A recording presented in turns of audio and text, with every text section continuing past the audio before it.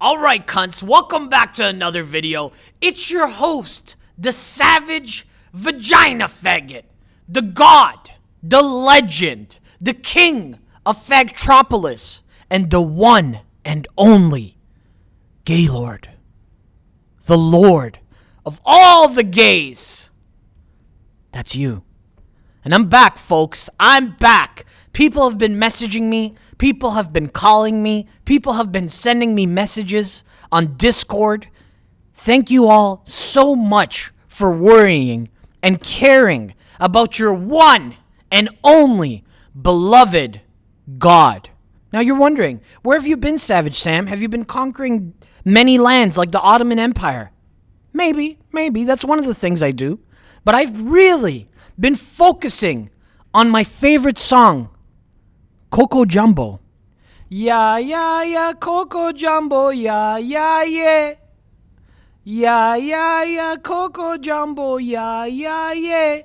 Put me up, put me down, put my feet up on the ground. So that's what I've been doing, friends. Learning the lyrics to Coco Jumbo, which I didn't even know had lyrics until I listened to it. Weird video. You could Google it, but not before you finish this video. So my friends, there's a lot of things, some serious, and some in the realm of Fagtropolis and the savage vagina faggot, the one and only Gaylord. The serious things are what? Your boy's banned on Twitter. Again, my third or fourth account, my accumulative thousands of followers over all my accounts, deleted, destroyed. Why, you may say? Is it because you're a racist? Is it because you're a bigot, Savage Sam? They ask.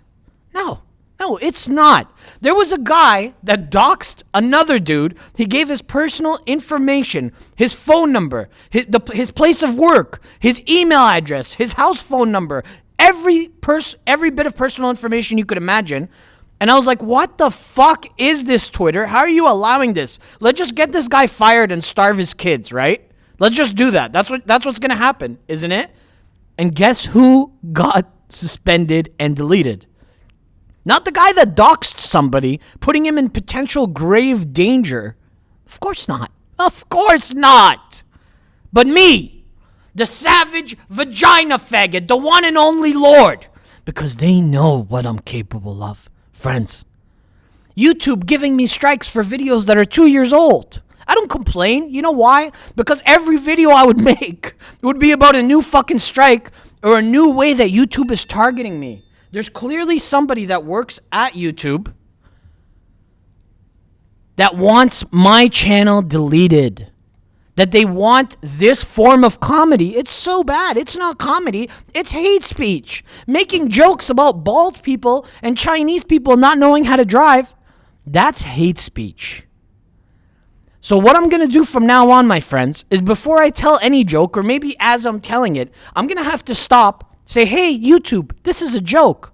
By the way, this is satire, by the way, although I try to make it as clear as possible, and I think only a retard, that's what we call the retarded in my country, would believe that it's anything but satirical comedy.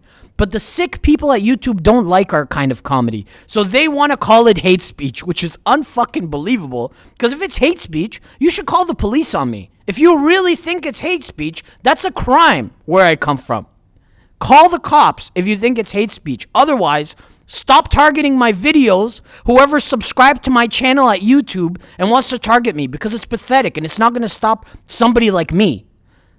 I'm going to fucking work. I'm going to make content. I'm going to create cartoons. I'm going to create productions as I have before YouTube, and I will after YouTube no matter what. But I want to continue, and I will continue making them on YouTube. What I'm going to say is I can't justify or afford to animate full episodes and full videos right now. That's okay. That's not a big deal, because that's not what you guys care about. You guys care about the savage vagina faggot, the one who brings you peace and really, truly touches your inner autism. It's me. It's the savage vagina faggot. You need me. And they're not going to stop us, friends. So what I'm going to do is I'm going to focus on rants, with minimal visuals so I could actually get them out efficiently. Because you have to remember, guys, I work like 2 other fucking jobs. I have actual production jobs that pay me money, some of which I like to do, some of which I want to fucking blow my brains out after doing.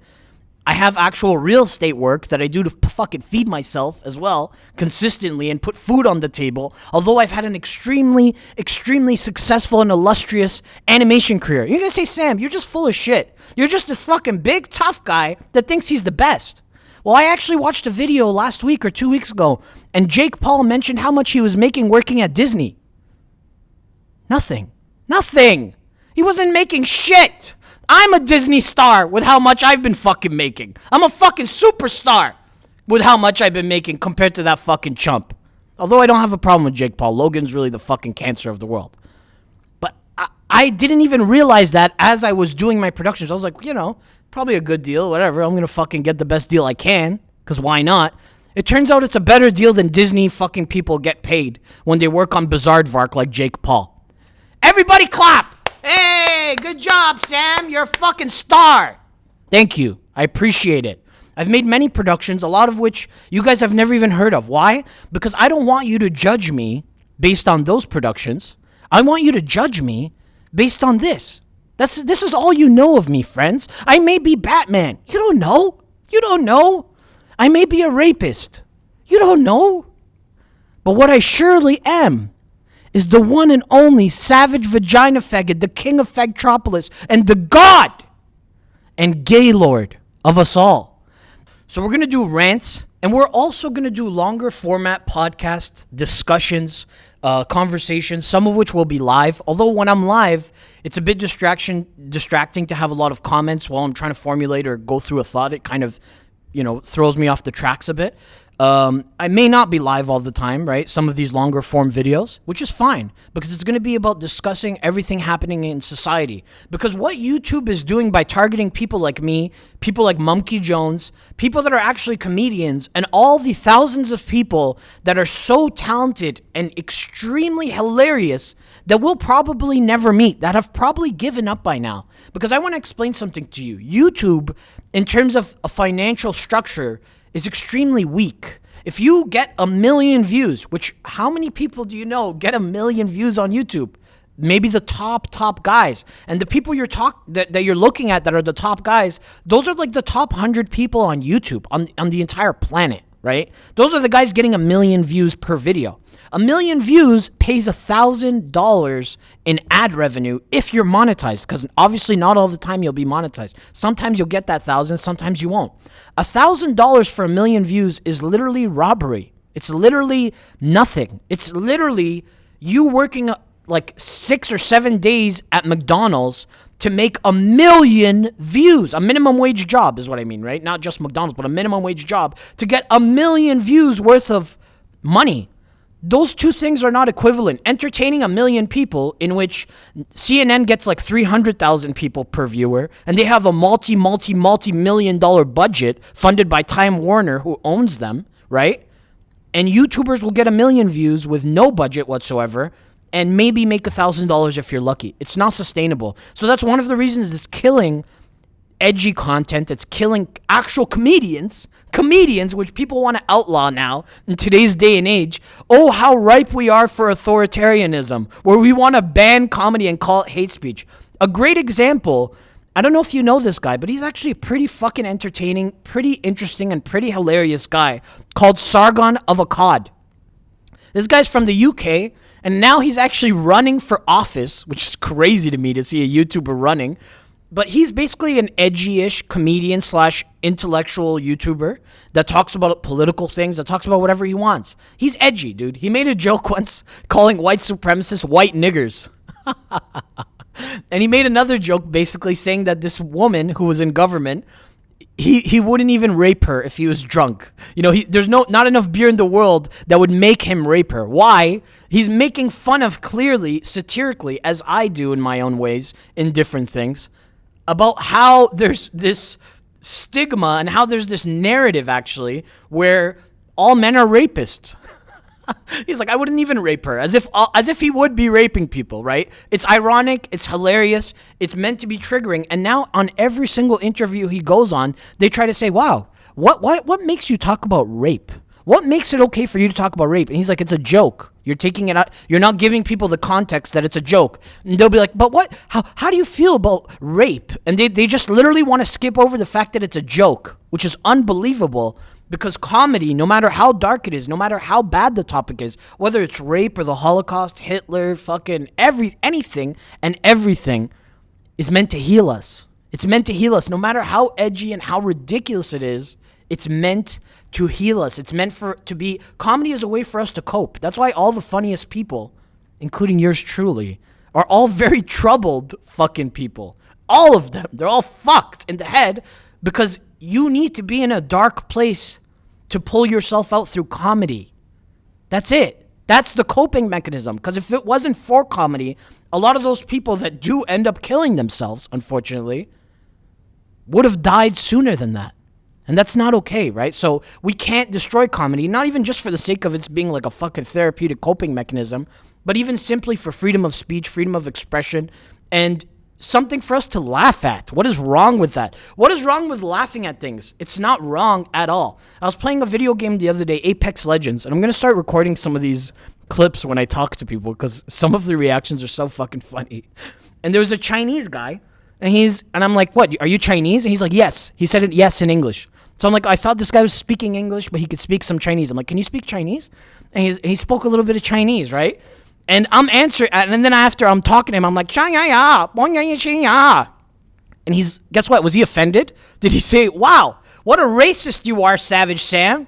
No. Guess what he did? He laughed his fucking ass off at my stupid gibberish attempt at Chinese. Why? Because it's funny to him. And it was funny to me that he was laughing. And we had a great time together.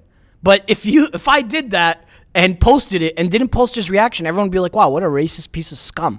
What a racist scum. Making fun of Ching Chong Bing Bong without even saying that he's Chinese or not. Because it's okay if I'm Chinese, right? Just like it's okay if I'm black and I say nigga. But it's not okay if I'm not black and I say nigga. What? So is Obama allowed to say nigga? Because he's not black. Obama's half white. Obama was raised by his white mom and his white grandmother in Indonesia for most of his young adult life. That's not a typical black person in America, okay? He doesn't have the typical black experience. But what does he have? He has quote-unquote black skin. And thus we don't call him the first half-black president, although he is, right? We call him the first black president. Yeah, he really cares about blacks. But he doesn't. He doesn't give a fuck. He's buddy. Let me explain to you, and we're really going to get into a lot of politics because it ties into this censorship. One of the reasons why we're finding a lot of media censorship now, and I'll explain it to you, and it's going to probably take a ton of videos and really us connecting and focusing on this for a while because it's not an easy solution. It's not an easy thing to talk about.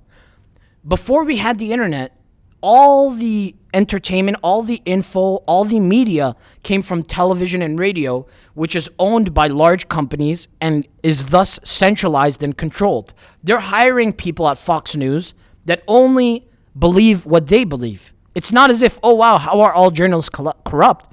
No, it's the companies that only hire people that believe what they believe. That's the answer, and they are all corrupt, and they all do have an agenda, and they're all propagandists, unfortunately. So Fox is only hiring people that believes what Fox believes. CNN's only hiring people that believe in CNN's narrative. New York Times are only following people that are believing in New York Times narrative, right? Or only hiring people.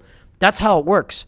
And then we got the internet. There's freedom of information. There's so much info out there that a lot of people became educated and viewed different perspectives that wouldn't have otherwise existed. How many things do we have because of the internet and because of YouTube that you've never seen on television? Let's plays, makeup guys, all these things that would have never even existed in the modern market that do exist, right? After the political establishment, the political class have realized that their point of centralization through traditional media has weakened because of the strength of the internet, what they've done now is they've really put their hands down the backs of all the social media companies and all the digital companies to, again, try to do what? To centralize our points of information, to centralize what info we see. Oh, this guy's bad. Oh, this guy's good. Because Twitter controls the feed, and Twitter is biased. Facebook controls their own feed, and Facebook is inherently biased. And these companies, including YouTube, obviously, not just have human people that are biased because they live in San Francisco and have a very leftist political ideology because that's what most people in San Francisco believe. It's also biased based on those same criterion, but creating algorithms to actually be biased for them that would push people like me out, that push people like Filthy Frank out, that push people like Mumkey Jones out, algorithmically, by stifling their videos, by giving people strikes, and that will result in an algorithmic mistake where the video can't be suggested. Not mistake, but by design, a structure where if you receive a strike, oh wow, this channel is not going to be suggested. Oh wow, this channel is going to be hurt in the views. It's not going to autoplay. It's not going to be recommended by anybody because it's just so offensive and it's R-rated, and thus it's our duty to do so. And they use the guise of advertisements to take away our freedoms and our freedom of expression. The problem with that is the internet as it started was a free place. It wasn't a place where everything is centralized through Facebook, Twitter, Google, YouTube. No, it was a place where all information was everywhere. You could access it. There was no heavy bias as there is now. But now all the information you're getting is filtered. They want to destroy that point of centralization to have more control over the things we think, to have more control over the things we see and the narratives that are driven in our lives. For example, we're going to talk politics, we're going to talk all sorts of things, but there's a narrative. Trump is racist. He's a white supremacist. Everybody that voted for him is a racist white supremacist. I'm sure you've heard this many fucking times. And it's like, yeah, that makes sense, right? He's a racist. Everybody's racist. Everybody that voted for him is racist. That's stupid. And I'll explain to you why that's stupid. It's obviously stupid. And don't take this as necessarily a defense of Trump. You could hate Trump and still logically see when you're being lied to, when you're being taken advantage of by media and entertainment, and when something is actually true. You could hate Trump and have substantive arguments against policy, against everything. But to say that he's racist, all his supporters are racist, that's why they voted for him. There's no such economic needs. There's no other reason people voted for him other than he's racist. Then how do you explain the fact that the same people that voted Trump in to win voted for Obama twice to win? The first, as you would say, right? Not you guys, but the outside media would say, the first black president. So why is it that these people that voted for Obama twice decided to become racist and vote for Trump? The simple answer is that they didn't become racist. The simple answer is that narrative is a lie. Trump is a white supremacist. What kind of a white supremacist goes out and makes speeches talking about black unemployment? Can you imagine a KKK hooded guy wearing a fucking hood and be like, blacks' unemployment's at an all-time low? Well, thank you, Mr. White Supremacist. You're the worst white supremacist ever. Let's be serious. There's things to not like about Trump. A lot of things, reasonably. But don't let yourself be deluded by the lies in the media. Why did Hillary lose? She didn't lose because the Russians hacked the elections. That's bullshit. Because there was no hacking of any such machines. The only actual argument is the Russians helped facilitate the release of her own emails, her own, not fabricated emails, real emails that made her look bad and thus hurt her. If it was the Russians, if it was WikiLeaks, if it was whoever, that's her fucking own words. How they're not lying about her, they're not propagating about her. So how is that? And they've tried to conflate that to seem like, oh, the Russians hacked the actual voting systems. The Russians actually helped Trump and worked hand in hand, and Trump and Putin French kiss every night, talking about how they're going to destroy Hillary. It's bullshit. It's bullshit. It's a fucking lie. It's a fucking lie. Did the Russians work with Trump to convince Hillary not to campaign in Wisconsin? She didn't even step into Wisconsin, which hasn't been lost by the Democrat Party since the 1980s. Come on, she was the worst political candidate in the history of politics. Literally, Hitler would have won again if he was still alive. And he's like, hey, I'm Hitler. Yeah, I gassed the Jews. I'm sorry. It was a mistake. Sorry, not sorry. I'm running for president. He would have had a better chance against Trump because Hillary was the worst fucking candidate in history. No amount of media propaganda, which is what it is, my friends. I know it sounds conspiratorial, but if you really, truly follow along, it's very, very obvious. It's very obvious. Here's some things you could, argue with Trump about or argue against Trump. Iran. Why does he want to go into Iran? Why does he want to cause a conflict with Iran? Hopefully not, right? But if he does cause a conflict with Iran, a war conflict, he will not win re-election. That's a fact. Venezuela. Why is he continuing Obama's policy of economically destroying Venezuela? He's going out there and saying, this is what socialism does. That's a lie. That's a lie, because that's not necessarily what socialism does. Maybe if we had a actual situation where they're just enacting socialism, but there's a ton of economic sanctions against them. So we don't know if that's what socialism does or if that's what socialism plus economic sanctions does. So there's lies there, right? Those are things to reasonably not be happy with Trump about. But to say that he's racist, everyone that supports him is racist, everyone that supports him is a Nazi, and it's okay to punch Nazis in the face, stupid. It's so fucking stupid. The same people you're calling Nazis voted for Obama twice. It's dumb. It's dumb, my friends. And there's so many lies and there's so much deception in the media that goes towards this narrative, which is why the counter argument, people like me, people like Sargon of Akkad, people like PewDiePie in his own way, right, fight against that narrative and show the opposite, show the other perspective that, yeah, this may not necessarily be true. You know what I'm saying? So I think it's very, very important for us to pay attention and to discuss these things, because this is not, we're living our own lives. We're born into the genetic lottery of whatever family, whatever household we live with and we're born into. We're very lucky, most of us, because we have internet access, we have education access, we have a level of opportunity in the West that doesn't exist in a lot of poorer countries. I know, I was born in one of the poorest countries in the fucking world, in a small fucking village too, not like the city of the poorest country, the shit part of the shit country. Do you know what I mean? We're lucky. We're very lucky. Does that mean we should just live in our own world and focus on our own entertainment and do nothing but that? No, there's more to life. There's the people that weren't as lucky as us, that were born into Iraq, which America under Bush bombed, that were born in Syria, which was great until Obama bombed, right? We're born in Libya, which is used to be one of the richest and most beautiful countries in all of Africa, destroyed by U.S. imperialism, by Obama and Hillary Clinton. So you could see why I don't necessarily accept the narrative.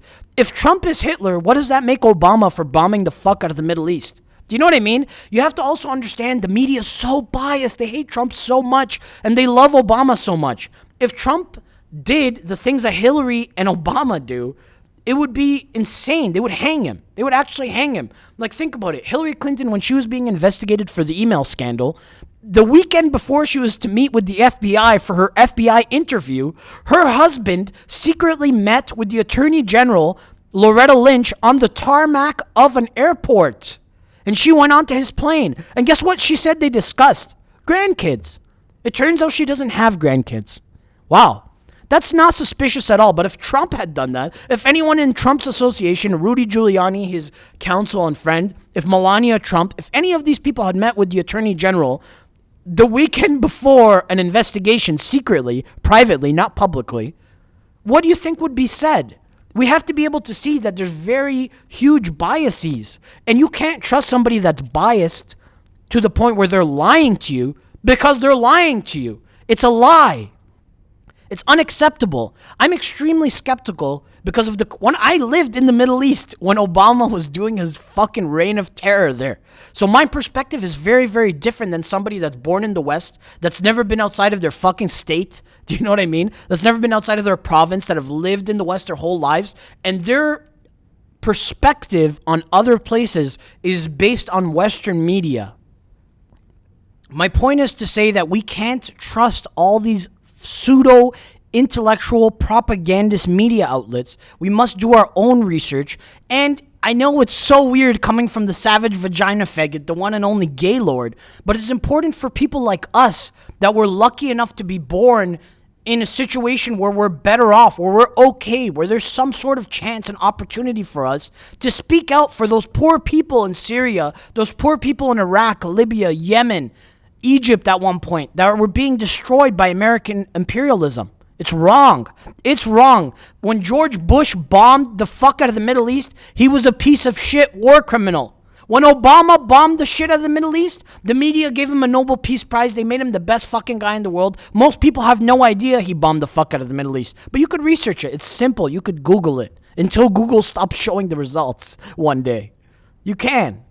So it's wrong. We have to speak out for those people because they have nobody to speak out for them. If you were a fucking Syrian living in Syria and your fucking life is being destroyed and your family is being killed because of American foreign policy that in 2019, 2018, 2017 is still going into lands and conquering them as if we're imperialists 100 years ago. But we all accept this as, oh yeah, that's normal. Just America going in and destroying another Middle Eastern country.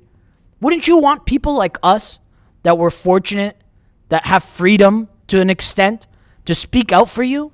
Wouldn't you want somebody that had the opportunity to say something for you while you're suffering? Wouldn't you say that if I was them, I would speak out for me, right? I know it's getting really deep and intense, this conversation. It's so different from what we usually discuss. But these people are suffering. These people are suffering. It's unacceptable to be an imperialist country in 2019. I'm anti-war. That's why I preferred, personally, Trump over Hillary in the election in 2016. Why?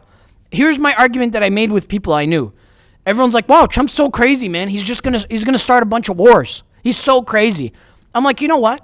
He may start a bunch of wars. We don't know. What he says is that he doesn't want to start a bunch of wars, that he doesn't want to be an imperialist, okay? What he does may be different, right? Hillary said she wanted a no-fly zone in Syria, which means basically declaring war on Syria officially, because it's unofficial right now. They're just bombing them and arming the Syrian rebels, which is AKA Al-Qaeda, Al-Nusra, and other terrorist groups, Islamic terrorist groups. And war with Russia. She'd basically be declaring war with Russia and Syria.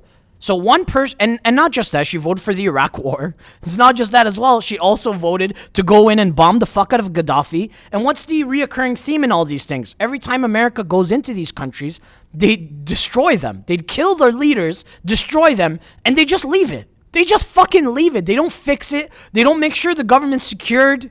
They don't do any of that. They're just like, yeah, let's just fuck up the leader and get the fuck out of here. It's ridiculous. It's ridiculous. So Hillary has actual experience destroying countries. Trump sounds crazy. He sounds like a fucking retard, right? Idiot. But he's saying, he may be lying, that he doesn't want to bomb countries. So I thought in my perspective, and guess what? I'm an anti-war guy. I have been my whole life. And I know it's so weird everyone thinks they're anti-war. But are you anti-war if you supported Obama or Bush? You're not. You're a fucking buffoon is what you are. I'm anti-war. That's why Obama's a war criminal piece of shit, just like Bush. So to me, it was very clear to see, since I understand a semblance of foreign policy, a semblance of recent history in which America, led by Obama and Clinton, Hillary, were destroying the fucking Middle East, that Trump is less likely to start a new war. Wow. Isn't that such a crazy thought? And here we are 2.5 years later. He's talking about, being a tough guy with Iran, maybe just posturing, right? But he hasn't started any new wars. In fact, he announced that he wants to pull out of Syria and Afghanistan. And if he does that, and if he does start no new wars for the next, however long his term or next term is, right?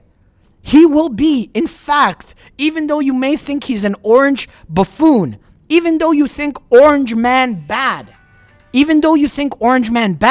he will be the best president in our modern fucking history. Why? He could be an idiot. He could be a stupid fuck. But why? Because he's not bombing and killing people like an imperialist fucking country. Why do we accept that? Why is that a normal part of our fucking society? People are dying. They're fucking dying. If it was you, you wish somebody would speak out for you. You'd be crying and begging for the media and the journalists and people to fucking say something. But here we are, jerking off, listening to Savage Sam. Not necessarily being aware of these things, which isn't it a shame if you're not aware? And that's not anything to, spit in your face about, right? I'm just saying it's a shame that you're not aware. Why isn't it all over the news? Why isn't it all over social media and media in general? Why? Why? Because they're biased, because they're propagandists. My friends, I'm super happy to have made a video. Every single day, I think about making a video, think about you guys. I'm just trying to think, how do I do this right? How do I structure this right? But I just got off my ass, I got in front of the microphone, and I got this recorded. I care so much about you guys, and I get comments that literally make me want to cry like a little fucking bitch because people are so sweet to me, and they leave me comments saying, hey, make a new video, Savage Sam. So I sincerely, I know it's so cringe in YouTube, like, love you guys. And it's weird. Let me explain it to you why. Because, you know, in the real world, I work from home. I have my own business and stuff. Do you know what I mean? I don't work in an office. I don't have all sorts of like social interaction in the office, right? And even if I did, I probably wouldn't find necessarily like-minded people that enjoyed the same kind of comedy and absurd, ridiculous satire that I do. That are intellectuals that understand a joke is a joke and it's not hate crime. But you guys on the internet, all of you in different places, some in the UK, some in America, all over the States, in Canada, in Australia, in other places, although I don't know you personally, although I have not physically seen you, kissed you, touched you, which I will when I do, we enjoy the same things. So I could connect with you as a human being, and I feel like my channel allows me the opportunity to connect with like-minded people that are very fun, that I love. And so I want to say that I really do sincerely love you guys. I'm expecting YouTube to try to destroy us, so I'm literally doing this to try to connect with you guys, and I don't know, I just enjoy reading your comments. I just enjoy interacting with you guys. I enjoy when I can make you laugh. I know this is not a super funny video, but we're going to have longer format videos like this talking about all sorts of topics. I have a lot of rants in mind. I was going to post a rant first, but I thought I might as well explain what's happening right now at least, instead of just going straight into a rant with no explanation. So I have a rant. I have a bunch of like funny jokes that I've been working on and planning that I'm going to work on and try in front of you guys and make videos on. That I think you guys are going to fucking enjoy. And if you don't, you'll tell me and I'll work on it. You know what I mean? So I want this channel to grow. I want our community to grow. I want you guys to find, like I feel, like-minded people that you could connect with on a comedic level, on a personal level, on an intellectual level. And that's what I want to do here in the Savage Vagina Faggots channel, Fagtropolis. And you, my friends, are part of the best channel on YouTube. I like to call it the KKK, the Cool Kids Club. You're a part of it. You're the best part of it. Thank you so much for watching. I'm not even going to listen to this back. I'm just going to post it because I know it'll take me forever to edit it. And that's what I want to do with these longer format videos, is just post raw shit.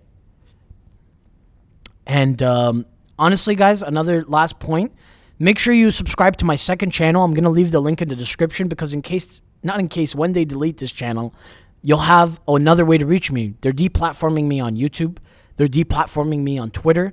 And not just me, many others. Many other comedians, many other people that are intellectuals, which I'm not, obviously. So stick with me. Because you don't need me as much as I need you. Thank you.